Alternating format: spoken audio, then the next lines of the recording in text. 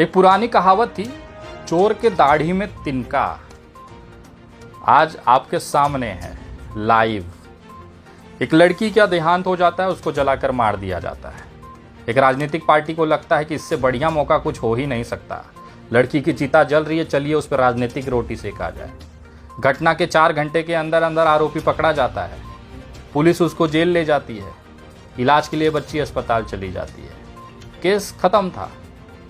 जिसका बच्ची ने नाम लिया वो गिरफ्तार हो गया 4 घंटे में और जेल चला गया। लेकिन भारतीय जनता पार्टी नाम की एक ऐसी पार्टी है जो लाश के ऊपर भी राजनीति करना जानती है। उन्होंने अपनी महिलाओं को कहा कि नहीं नहीं, इतना जल्दी ये केस खत्म नहीं होना चाहिए, इसका फायदा हमें राजनीतिक तौर पे लेना है। उसी समय सरकार, झारखंड सरकार राजनीतिक संकट से गुजर रही थी। हेमंत सोरेन अपने सारे विधायकों को लेकर दूसरे राज्य में थे। इससे अच्छा राजनीतिक माहौल भारतीय जनता पार्टी को मिल ही नहीं सकता था। एक खुला नंगा नाच झारखंड दुमका की सड़कों पर भारतीय जनता पार्टी ने किया।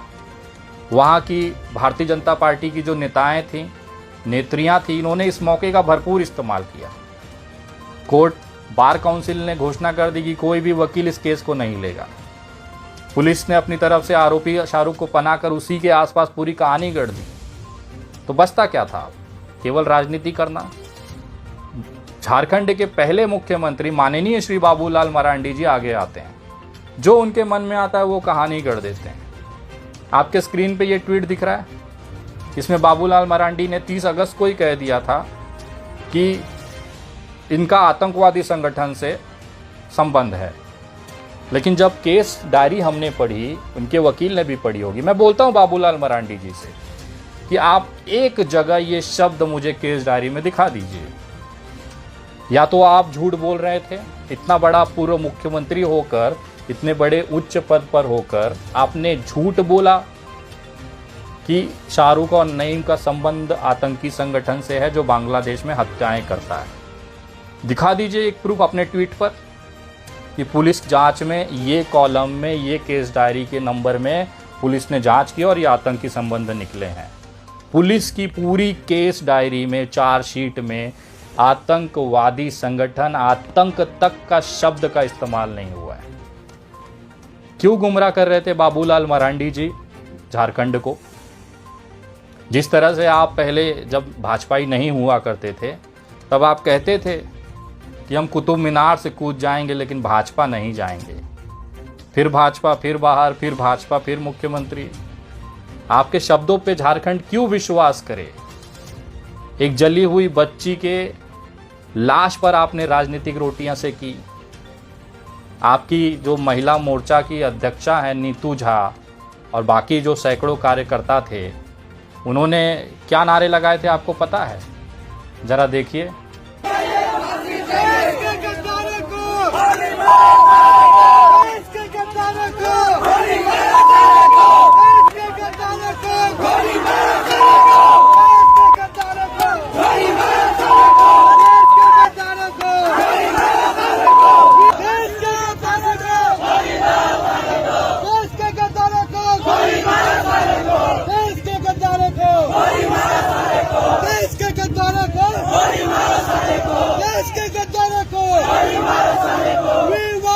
हाँ, तो बाबूलाल मरांडी जी, मैं आपसे पूछना चाहता हूँ, क्या आप इन नारों का समर्थन करते हैं?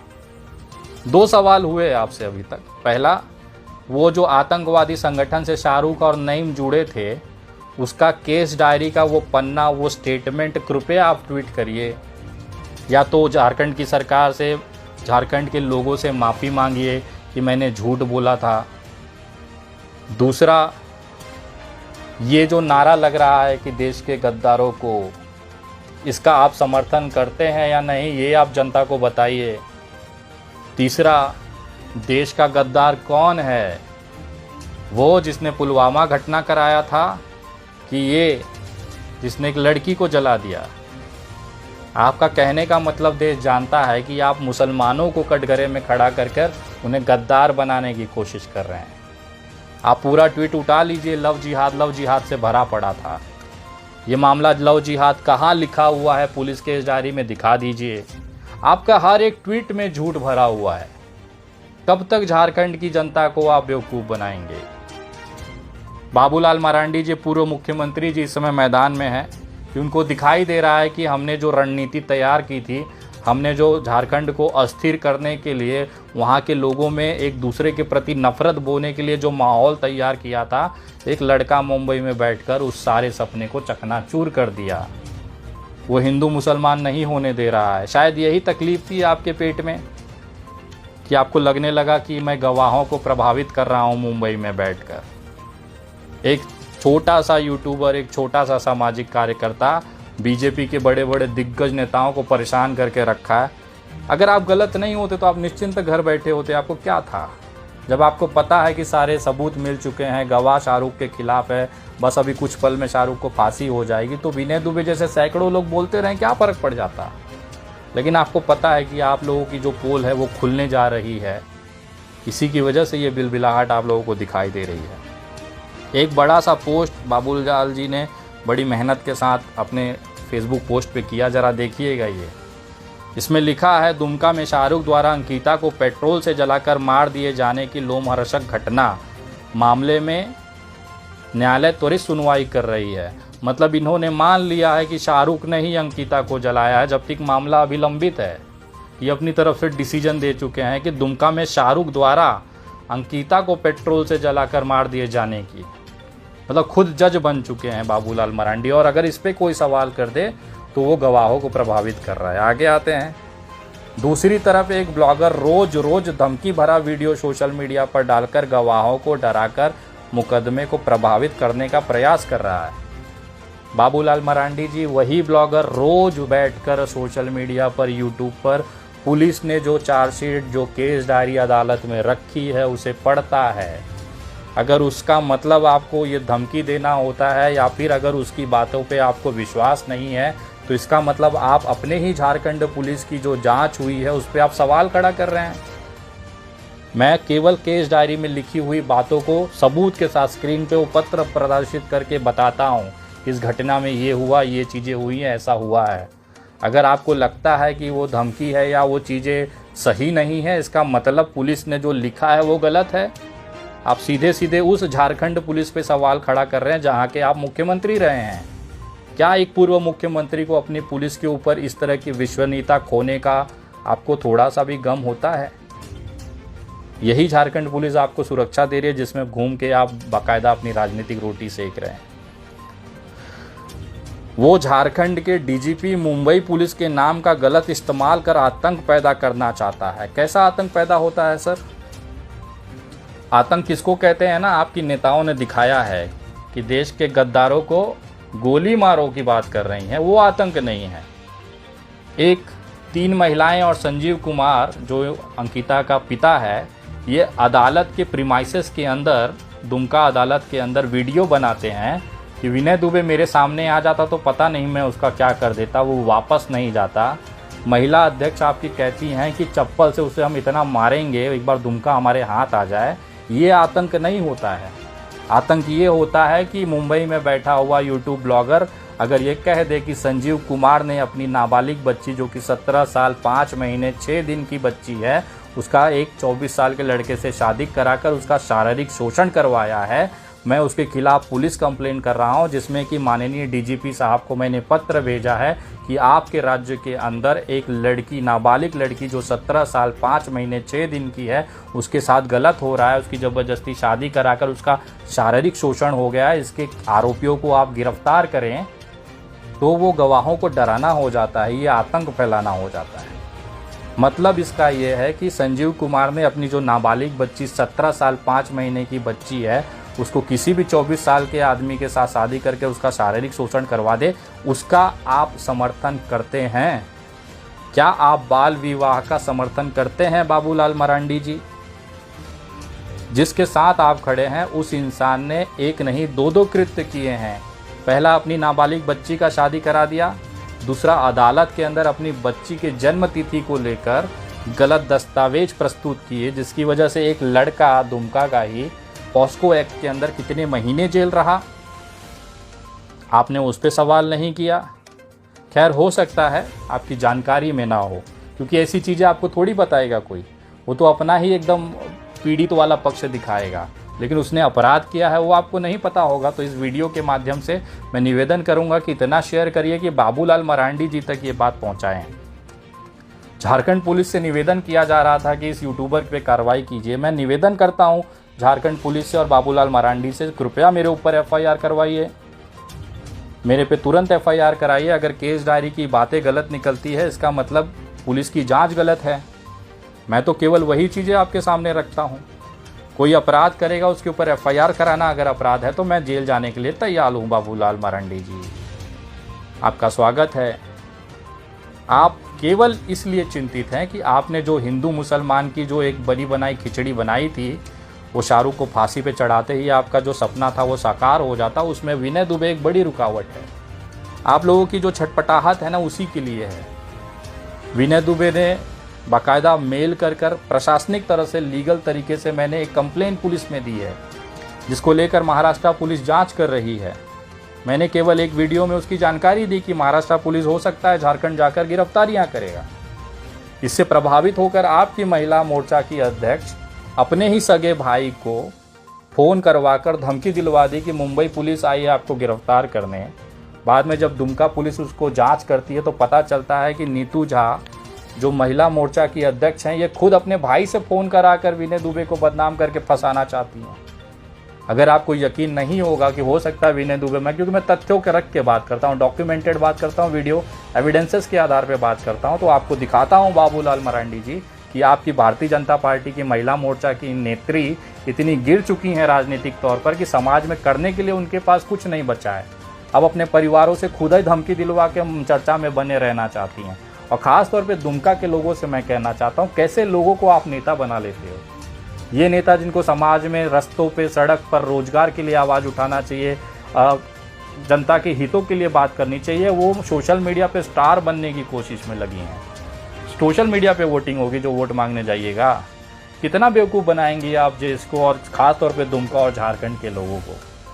देखिए पहले वो वीडियो जिसमें इनके जो भाई हैं, नीतू झा के भाई, सगे भाई हैं, कोई बाहरी भाई नहीं है, वो क्या कह रहे हैं। क्यों आपको यहाँ लाया गया?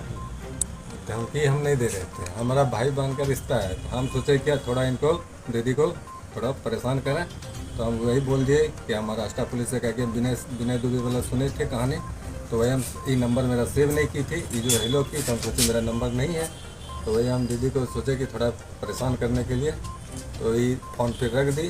फिर ये पुलिस में कंप्लेंट कर दी, जिसके कारण हमको यहाँ लाया गया। क्या आप बोल रहे थे उनको? हम यही बोल रहे थे कि हम मुंबई पुलिस से, महाराष्ट्र पुलिस से बोल रहे हैं, आपका घर किधर है दुमका में, बस इतना ही। बीजेपी की महिला मोर्चा जिला अध्यक्ष नीतू झा के द्वारा एक बड़ी पदाधिकारी को शिकायत की गई थी कि एक नया नंबर से जो है कि महाराष्ट्र पुलिस के नाम से उनको धमकी मिल रही है कि गिरफ्तार करने जा रहे हैं। उसी के आलोक में एसपी साहब के ये में निर्देश पे हम लोग सत्यापन किए हैं और उनको गोड्डा से उस व्यक्ति को लाया गया है। बाद में पता चला है कि नीतू झा जो है मैडम उनके खुद का अपना भाई ही है, वो भी बोल रही है और वो भी हम लोग उसको चेतावनी दे करके छोड़ दे रहे हैं। मतलब विनय दुबे का प्रकरण दिख गया तो ये कोई भी इनके भाई से फ़ोन करवा के सनसनी फैला देंगी। अगर ये आदमी नहीं पकड़ा जाता सही समय पर तो दुमका के लोगों के बीच में क्या संदेश जाता कि विनय दुबे इतना नीचे गिर चुका है कि अब महिला को फ़ोन पर धमकी दिलवा रहा है। मैं तो दुमका पुलिस का धन्यवाद करना चाहूँगा, ख़ास तौर पर वहाँ के डीएसपी साहब जो हैं उनका मैं धन्यवाद करना चाहूँगा कि सही समय पर इसको अरेस्ट करके देश के सामने, जनता के सामने भाजपा महिला मोर्चा की जो असली चेहरा है उनकी नीतू झा का, वो आपने दिखा दिया। अब देखिए नीतू झा जी क्या कह रही हैं, जरा उनको भी सुन लिया जाए। आपको फोन आया था 12 बजे के करीबन, अनजान नंबर नया सिम दिया हुआ था, इस कारण हम आवाज़ भी नहीं पहचान पाए। और चूंकि हम लोग को डर थोड़ा पहले से था ही, महाराष्ट्र पुलिस बोला इसलिए मैं डर गई। और एसपी सर को हम सुबह करीबन 6 बजे सिर्फ नंबर देके बोले थे कि सर इसमें आप जांच करके नंबर का पता करिए कि कौन है जो रात में मेरे साथ ऐसा बात बोला। क्या बोला था आपको? बोला महाराष्ट्र पुलिस बोल रहे हैं आपको अरेस्ट करनी है। अब क्या पता चला आपको? पता चला कि मेरे रिश्तेदार में ही है और उनकी वाइफ है, मजाक किए, दीदी बोलती है। अब आप क्या कीजिए? तो बोल रहे हैं एक बार इसको छोड़ दिया जाए, मौका मिलना चाहिए। जब शिकायतें नहीं किए तो मतलब राजनीतिक तौर पर हिंदू मुसलमान कर जो वहाँ पर आदिवासी समाज है उसको मुसलमान से लड़ाइए, मुसलमान को हिंदू से लड़ाइए, इस बीच में जो छिटका फुटका वोट आएगा उसे लेके आप नेतागिरी करेंगे। जब ये सब मामला ख़त्म हो गया, कोई आपस में लड़ने को तैयार नहीं है, मैं तो सबसे पहले झारखंड की जनता को धन्यवाद करूंगा कि इस तरह के असामाजिक तत्वों को, इस विचारधारा को आपने नकारा है हमेशा से। नहीं तो ये लोग तो दिन रात कोशिश में लगे। अभी गोड्डा में हमने सुना कि किसी मंदिर को तुड़वा दिया गया, बाद में पता चला कि वो भारतीय जनता पार्टी का ही कार्यकर्ता निकला। तो ये राजनीति करने के लिए, किसी की भी लाशें गिराने के लिए तैयार हैं, किसी की लाशों पर राजनीतिक रोटी सेकने के लिए तैयार। इनसे इंसान से, इंसानियत से कोई मतलब नहीं है। इन्हों तो बस अपना वोट बैंक करवाना है, खुलेआम सड़कों पे नारा लगा के गोली मरवाएंगे। वो अहिंसात्मक बात है भाई साहब, वो तो इनका जन्म सिद्ध अधिकार है। और अगर उस नारे पे किसी ने आपत्ति उठा लिया तो वो देखिए आतंक फैला रहा है। महिलाओं को, झारखंड की महिलाओं तक लेके चले गए। अरे आप पहले अपनी महिला को देखिए, महिला मोर्चा की अध्यक्षता इतनी नीचे गिर जाएंगे कि अपने सगे भाई से फ़ोन करवा कर झारखंड और दुमका में दहशत फैला रही है। इस पर कार्रवाई कब कराइएगा बाबूलाल मरांडी जी? सगा भाई था, इसके लिए समझा के छोड़ देते। अगर समझिए इसी की जगह कोई दूसरा बंदा होता या कोई मुसलमान ने इनको धमकी दी होती तो अभी तक तो नंगा नाच चल रहा होता दुमका में। दुमका पुलिस और झारखंड पुलिस ऐसी महिला नेता पर कब कार्रवाई करेगी जो खुलेआम गोली मारने का नारा लगा रही हैं, दुमका की आवाम को, झारखंड को टारगेट करके हिंदू मुसलमान कराने के लिए कोशिश कर रही हैं। इसके साथ अभी जब उसमें भी सफल नहीं हुई तो अपने ही सगे भाई से फ़ोन करवाकर सनसनी फैलाकर दुमका में एक आतंक, एक दहशत का माहौल तैयार कर रही हैं। इस पर दुमका पुलिस और ख़ास तौर पर एसपी दुमका कब कार्रवाई करेंगे, मैं ये जानना चाहता हूँ। और बाकायदा इसके लिए मैंने मेल भेजा है। मैं जानता हूँ दुमका में आप पे कार्रवाई नहीं होगी, इसके लिए मुंबई पुलिस सक्षम है। मैंने कल रात को मुंबई पुलिस को ये जानकारी शेयर कर दी थी कि मुंबई पुलिस का अधिकारी बनकर, नकली अधिकारी बनकर एक इंसान एक भारतीय जनता पार्टी की महिला अध्यक्ष को फ़ोन कर धमकी देता है और गिरफ्तारी की बात करता है, उसके ऊपर महाराष्ट्र के अंदर एफआईआर दर्ज किया जाए, उसकी अविलंब गिरफ्तारी की जाए और उससे जांच की जाए कि इससे पहले कितने लोगों को उन्होंने इस तरह की धमकी दी है। मैं आपके स्क्रीन पे जो मेल दिख रहा है उसमें मैं महाराष्ट्र मुख्यमंत्री कार्यालय का धन्यवाद करता हूं, जिन्होंने इस मामले को बहुत त्वरित गंभीरता से देखा और मेल करने के केवल 4 घंटे 5 घंटे के अंदर अंदर इसको गृह मंत्रालय के पास आगे कार्रवाई के लिए भेज दिया। अब मैं ये कहूँगा, ये बात का जानकारी कि अब इस पर कार्रवाई होने वाली है तो भारतीय जनता पार्टी की महिला अध्यक्ष फिर रोने लग जाएंगी, फिर वो कहेंगे देखो महिलाओं को हमारा परेशान कर रहा है। अरे आप अपराध करोगे, क्राइम करोगे तो सज़ा मिलेगी ना। ये सोचना चाहिए था आपके भाई को। और आपको ये जो नौटंकी आपने दुमका का नाक काटा है, झारखंड का नाक काटा है, बहुत बड़ा शूरवीर वाला काम किया है आप लोगों ने। वो तो अच्छा है दुमका पुलिस की तत्परता है कि उन्होंने सही समय पर इसको गिरफ्तार कर लिया, न था आप लोग तो अभी तक नाच रही होती वहाँ पे और विनय दुबे पे एफआईआर करवा रही होती कि देखो विनय दुबे ने धमकी दिलाया। किसी बेटी के न्याय से नहीं है कोई सरोकार। फिर एक बार भाजपा परिवार ने किया पूरा दुमका को सर्वसार। सस्ती लोकप्रियता पाने के लिए कुछ भी करने को है तैयार। ऐसा है भाजपा परिवार। अक्सर भाजपा के बड़े नेता अपने ट्वीट और भाषणों के लिए अक्सर सुर्खियों में बने रहते हैं, चाहे वो सांसद निशिकांत दुबे हो या पूर्व मुख्यमंत्री बाबूलाल मरांडी। ऐसे में दुमका जिला के महिला मोर्चा की जिला अध्यक्ष कैसे पीछे रह सकती हैं। उन्होंने भी इस बार कर दिया कमाल। मामला है दुमका के पेट्रोल कांड से जुड़ा हुआ। अपने आप को इस कांड से हमेशा जोड़े रखने के लिए वो कुछ भी कर सकती है और किसी भी हद तक कोई भी काम कर सकती है। मामला ताज़ा ये है कि अपने ही सगे भाई से उन्होंने धमकी दिलवाया कि मैं महाराष्ट्र पुलिस से बोल रहा हूं और मैं तुम्हें गिरफ्तार करने आया हूं। जब दुमका पुलिस प्रशासन ने त्वरित कार्रवाई करते हुए उक्त नंबर को खंगाला तो वो दुमका भाजपा महिला मोर्चा के जिला अध्यक्ष नीतू झा का खुद का सगा भाई निकला।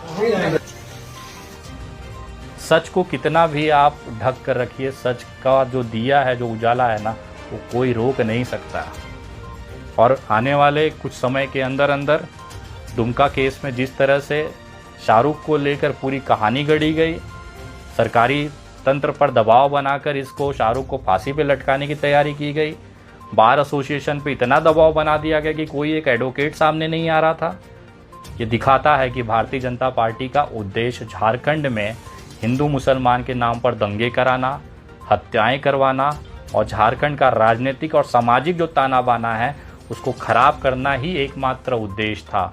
इनको अंकिता के इंसाफ से कोई लेना देना नहीं है। इनको केवल शाहरुख को फांसी पे चढ़ाकर अपनी कही हुई लव जिहाद की बात को सही साबित करना, यही झारखंड और दुमका के भारतीय जनता पार्टी का एकमात्र उद्देश्य रहा है, जिसमें भाजपा के दुमका की लोकल इकाई से लेके पूर्व मुख्यमंत्री बाबूलाल मरांडी जी भी लगे हुए हैं। ऐसा उनके अभी तक के ट्वीट और फेसबुक पोस्ट से दिखाई देता है। डीजीपी साहब, झारखंड मुख्यमंत्री हेमंत सोरेन जी से निवेदन करता हूं कि कृपया इन महिलाओं के ऊपर, देश के गद्दारों को गोली मारो सालों के नारों के ऊपर कार्रवाई करते हुए एफआईआर ले, इनके मोबाइलों को जब्त किया जाए, उसकी फॉरेंसिक जांच की जाए। मैं दावे के साथ कहता हूं कि आपको वो सारे मैसेज, सारा जो स्ट्रेटजी या सारा जो स्क्रिप्ट है वो आपको पकड़ में आ जाएगी कि किस तरह से भारतीय जनता पार्टी दुमका के नाम पर पूरे झारखंड में, पूरे देश में दंगे करवाना चाहती थी।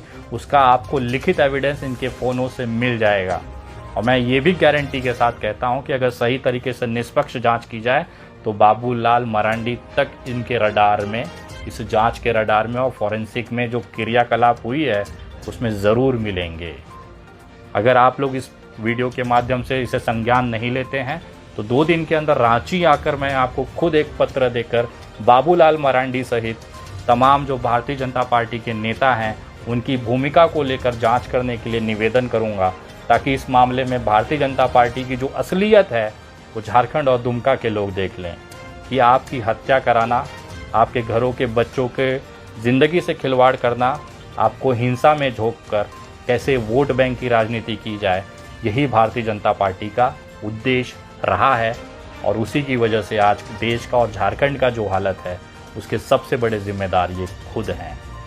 लेकिन ये देश सांप्रदायिकता की आग में नहीं जलेगा, ये देश सेकुलर है। और मैं धन्यवाद करता हूँ झारखंड की उन तमाम जनता को, आदिवासी जनता को, मुस्लिम जनता को, हिंदुओं को, जो इनके झांसे में न पड़कर एक दूसरे का हाथ भाईचारे के हिसाब से पकड़ा रहा।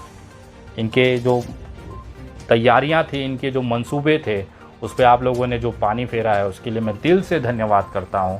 और आगे भी इस तरह के नकली जो नेता हैं जो आपके बच्चों की लाशें गिराकर उस पर राजनीति करना चाहते हैं, ऐसे लोगों और ऐसे विचारधारा से दूर रहें, क्योंकि ये आपका भी घर जलाएंगे और समाज को भी खतरे में डालेंगे। अंकिता की इंसाफ की लड़ाई चलती रहेगी। बहुत जल्द दुमका पहुंचकर ये सारे कानूनी प्रक्रियाओं को हम आगे बढ़ाएंगे। अंकिता हत्याकांड की अगली सुनवाई कोर्ट में 3 नवंबर को है। तब तक इनसे निपट लिया जाए इन 1 महीनों में। जय हिंद, जय महाराष्ट्र।